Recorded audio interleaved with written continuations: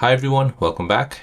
In this video, I'll show you how to control where sound is coming on your left ears or your right ears using your Bluetooth device. So if you're connected using a Bluetooth device to hear sound and you only want the sound on one ears or maybe one side, then let me show you how you can control this on your Samsung S25 Ultra.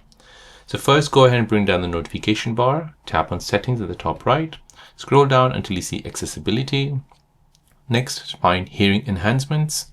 Now you want to go ahead and scroll down until you see left-right sound balance. Now this is only connected audio, so this is your Bluetooth device. So if you want sound only on the left side, go ahead and swipe it to the left. If you want it to the right side, go ahead and swipe it to the right. And after this, go ahead and test it out.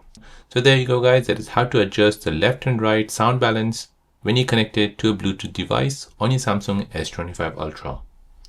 If you're new on the channel and you want to find out more about your iPhone, your Android phone, or any other social media apps, then don't forget to subscribe to this channel to become a part of the Simple Dad community. Hit the like button if you find this video useful.